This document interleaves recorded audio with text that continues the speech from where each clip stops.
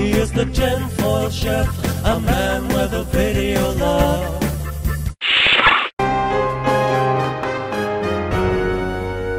Hey all, how's it going? Decided that since I took my exercise outside today, that I'd take my camera out and do my vlog from outside today. Since it's nice and cool, breezy, and hopefully that breeze isn't overblowing the mic. Well, like I said, I took my exercise outside today, and not in the form of calisthenics or anything like that, but in the form of spending a good 20 minutes or so with the weed eater working on the front lawn. Later tonight I'll try to spend another 20 minutes or so on the exercise bike, and I'll start getting some good progress here. Which reminds me, I need to do a weigh-in sometime soon. Maybe I'll do that tomorrow. And in the meantime, another thing I'm working on is still trying to come up with a really good idea for second challenge in Don Fantel's contest. I want to really come up with something good, but I got to come up with it quick because times are running out. That's going to close like Saturday or Sunday, I think it is, for this week's challenge. And I got to get it in early enough for people to start getting a bunch of likes on it.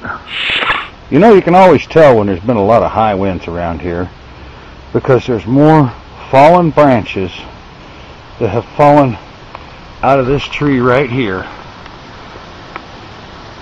The tree is alive, but there's an awful lot of dead branches on it.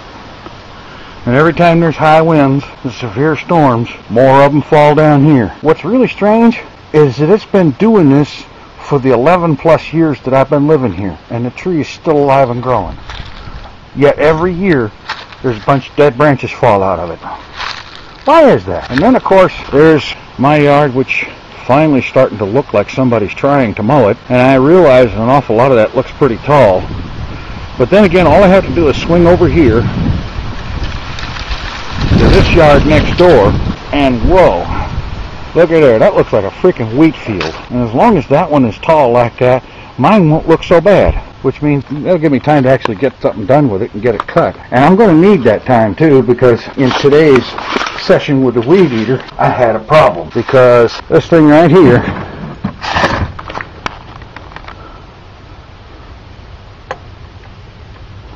it won't pull anymore. It stopped, it doesn't do nothing. That means that I am going to have to get out that other weed eater, the one that I had problems with last year, and transplant the fuel tank off of this one onto that one and hope that that'll run, because this one is obviously seized up. I don't know why. You know, I keep a good 2-cycle fuel mix in it, but there's no reason for it to have seized up, and I didn't have it running for more than about 20 minutes or so, so I can't see where it would have overheated. That's probably going to be my project for tomorrow, is to see about transplanting that fuel tank from one machine to the other.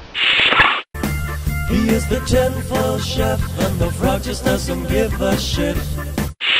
Hello all, it's Wednesday, October the 13th. Please, somebody tell me that he didn't actually say something about working on those weed eaters. All that needs to happen is for a tool to slip and gouge a layer of skin off his head, and well, you know that scene in The Wrath of Khan when Kirk yells out, "Khan!" and it echoes from deep inside the Genesis cave all the way to low orbit? Well, it's something like that, only instead of epic, it's just ugly. Just in case, I think I'll visit my cousin Charles for a day or two, starting bright and early tomorrow morning.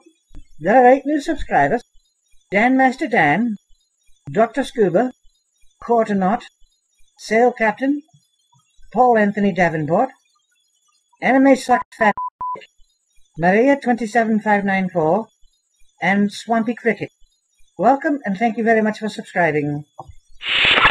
The previous question of the day: what is your favorite car?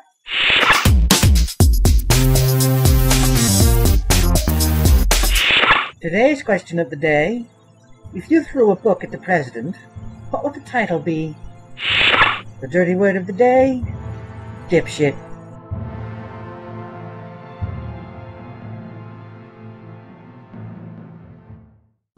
He is the tinfoil chef,